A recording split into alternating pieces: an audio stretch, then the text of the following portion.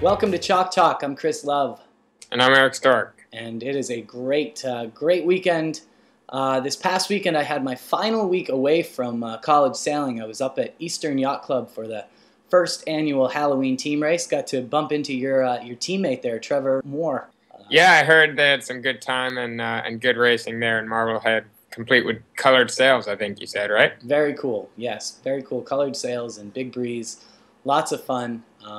Unfortunately, I missed out on some of the district double hand championships, but that's okay because I'm going to be there for the rest of the season. We got the postseason coming up. Before we get too far ahead of ourselves, let's take a look at some of those regattas from this past weekend. We had a great weekend for our predictions. We are definitely dialed in and back on track. Yeah, it took a little while, Chris, but I guess in the 8th week we should be should have our feet under us. But starting out the Shell Trophy, BC had another great weekend. You know, they always seem to get it done when it counts, and it certainly counts at this point. Tyler Sinks, Lucy Wallace were second in A Division. You know, that's generally a recipe for success. If your A Division team can bang out top threes like they can, that'll do it, especially when you got Taylor Canfield, skipper in B Division, winning there by 26 points. So Cy Thompson and Kelly Stannard winning A Division, getting Roger Williams to second, Harvard third, Brown fourth, and then the UVM Catamounts. Not surprising people, but it's good to see them rounding out the top 5 there. All right, well, we both had BC, so no points awarded, but good to know we know our stuff when it comes to the Shell. The Earn was happening just down the Thames River. The event used to always be in Boston, where they'd have side-by-side M&T and Harvard. Now it's going to switch off, so they're down in Connecticut. The Earn was the women's event for NISA, and BC, once again, what a big weekend for them. Eric gets the point. The talent displayed by Annie Hager and Emily Massa is just outstanding. BC runs away with A Division, finished with 31 points. Harvard's Emily Lambert and Alex Jumper also had a very good regatta, finishing second with 50 points, but that was really a two-horse event. The next 10 places in the regatta had the same point separation as second and third, so it was really anybody's game once you get back down into the middle places. In B Division, Con puts on a show once again after winning the event last weekend at home. Atlantic Brugman kind of drawing some attention this season. I don't know. Are we gonna be able to see this as they travel and go to other events, or is this really a home court advantage happening at Con?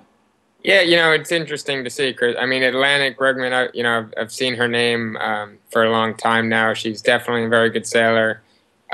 She is young, so maybe it's taking sailing at home, especially this well, to get comfortable. That they could take this show on the road. So we'll see at Women's ACCs how they do. Yep, coming up in just a few weeks. So we've got BC taking the win there, Con finishing second, Harvard's third, Coast Guard fourth, and Yale fifth. And then we also had the Mesa champs happening at the same time. Yeah, the War Memorial up at Hobart. You got the point there. Congratulations. St. Mary's College gets it done. Right. Similar thing we saw in the Shell. Buckingham and Phillips from Georgetown, my pick, actually did win A Division.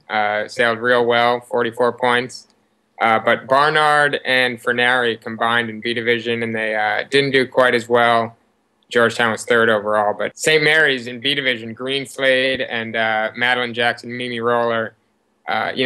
Greenslade's pretty young. He's only a sophomore, but it's got really good, experienced crews helping him out, and he's sailed real well all year. So keep an eye on them. And then Navy getting second overall with pretty good finishes in both A and B. So that was good to see. So St. Mary's 1, Navy 2, Georgetown 3rd.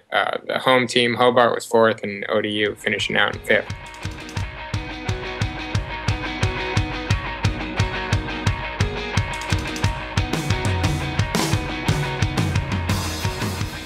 Meanwhile, in SASA, Charleston, Florida, and University of Miami pick up the 3 qualifying spots for ACCs.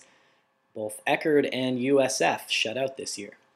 So what's next, Chris? What's next is the postseason, the Get World excited. Series. What's that? Get excited. I'm so excited. The World Series of baseball wraps up this week, but that's no reason to to start shaving or showering again. Matter of fact, I think I might be looking forward to a playoff beard over the next few weeks. We've got single hands coming up this weekend. I'm going to be down in St. Pete. Enough of this cold Boston weather for me. The following week is ACCs at Navy, as well as PCCs and women's ACCs, all on the same weekend. And then the following weekend, the first ever match racing championship at Kings Point. The next 3 weeks are just such an exciting time in college sailing. Yeah, and it all starts out this weekend, women's single-handed.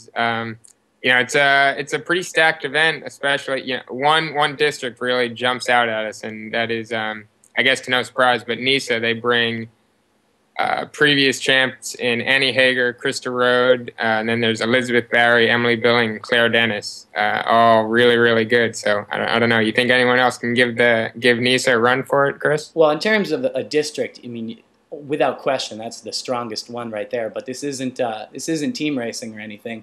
Everybody's in it for themselves. So you've got to look at the other candidates here. Ariel DeLisser won Mesa, and that she beat out Marissa Lehan for that spot. So both of those girls from Mesa. They've also got Kelly Crane and Morgan Wilson bringing some experience. From the Midwest, Allison Prang and Natalie Sin, both from Minnesota. In the Northwest, we got Erica Vranizin. That's Derek Vranizin's younger sister. Sarah Mace and Molly McKinney, the two Stanford freshmen coming from the West Coast. And we always talk about when the Stanford guys and girls come east, a lot of times they're sailing against people for the first time. So we'll have to see how they do matched up against these girls from NISA. But plenty of laser experience and both quite talented. And then you've got the home district, used to sailing in, not necessarily out of St. Pete Yacht Club, but used to sailing in these waters. Emily Madman, and Abby Featherstone, Corey Hall, and finally Rebecca Urbina from Tamig, coming from CISA. So definitely a few names to look at there. Eric, what if you had to make a pick, and you do, who would you go with? Yeah, well, like I said, the NISA names stand out. A couple of those freshmen, you never know with those West Coast coming out. Marissa Lehan, obviously, especially maybe if it's a little windier, she could be real solid. But I gotta go with Annie Hager here. After this weekend, we talked about her having a little bit of a different fall than usual. She sailed a little full rig. She sailed a lot of co-ed, some women, but I think she'll put it all together here and get the win again. Two-time national champion for single hands. Interesting. We'll see if she can get it done for a third year in a row. I'm looking also at NISA, but I'm going to have to go with Liz Barry. She's had a heck of a season, not only in the radial, but also in the double hands. I think it's time for Annie Hager to step down and let someone else have the throne for a year. So especially if it's breezy, and I hope it is, just for the sake of everybody. But Liz Barry from Brown is my pick. Yeah, I wouldn't count on her letting someone else have the throne, but no, I don't think we'll see that happen. All right, on to the men's, happening at the same time in the full rigs. Let's take a look at some of the names from Mesa. We've got Charlie Buckingham, Phil Alley from Cornell, Sam Bluen, and Chris Barnard. What are you seeing there? Yeah, well, Phil Alley kind of surprised a lot of people and sailed real well, coming from Cornell. Buckingham, obviously, past College Sailor of the Year, has been sailing pretty well and double-handed and everything this fall. He's got some laser experience abroad in the past couple summers. That's becoming, I think, more and more something that you're going to be seeing in these national championship winners, is that they have sailed in the international scene. It's just the level is so high. So I really like Buckingham there. And then other districts, you got Midwest, Andrew Fox from Wisconsin, along with Joe Kutchenritter, also Wisconsin, Matt Thompson from Minnesota.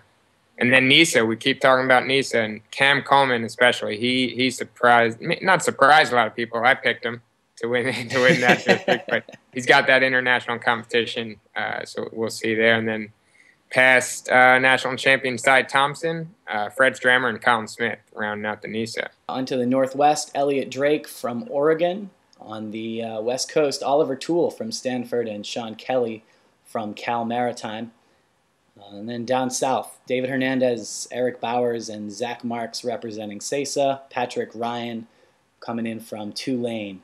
Definitely another stacked fleet. I know we were talking earlier off camera about how we expect the results to fall. How do you see that? Yeah, well, I think there's a lot of names here that are very capable of getting top five at this event. There's a few names I think that are capable of winning, and I think what's going to happen, you're going to see either one sailor, maybe two sailors separating from the fleet, and really just putting on a show, as you'll say, and then the rest, maybe 3 to 10, should be pretty tight. And I'm looking, like you said, if I had to make a pick, and we do here on Chalk Talk, that's what we do. I'm gonna take Charlie Buckingham. I think he'll get it done. But I'm real torn, especially with Cam Coleman and Cy Thompson in the running there. Yeah, Cy Thompson, a good candidate, former winner taking the event in 2008. But as you said, Cam Coleman, a lot of experience abroad. He took all of last year off to go sail the laser, and that's, I think, the biggest criticism of laser sailors in college sailing is that they just don't get the time on the water because they're too busy sailing double hands and going to practice in double hands and all the rest. But Cam Coleman, he had 12 months plus to go sail that. So I'm taking Cam Coleman from Yale as my pick at single hands. Hopefully it goes right down to the line. We'll see. Also sailing this weekend, I forgot to mention, as part of the postseason playoff beard and not showering practice, the Kennedy Cup at Navy in the big boats. This is a qualifier for the 2011 Student Yachting World Cup, the only world championship for college sailing. And coincidentally, the 2010 Cup just wrapped up in La Rochelle, France. So congratulations to Team USA, Cal Maritime. They finished 5th. And while we're at it, Queen's University represented Team Canada. They finished 1 point behind in 6th. So hats off to those guys. Congratulations on a job well done off in France. Finally, it's not too late to get your nomination in for the 2010 Rolex U.S. Sailing Yachtsman and Yachtswomen of the Year. This year, U.S. Sailing is opening up nominations to anybody. And if you pick and you submit a nomination, you will automatically be entered for a chance to win a trip to go to the ceremony at New York Yacht Club, be treated to dinner, and watch the award be given live in person. A pretty cool opportunity there. So go for it. Get those nominations in. Hit up home.ussailing.org/YOFY to submit your nominations. Eric, I think that's it. So get ready for postseason. I can't wait, Chris. We'll see you next week.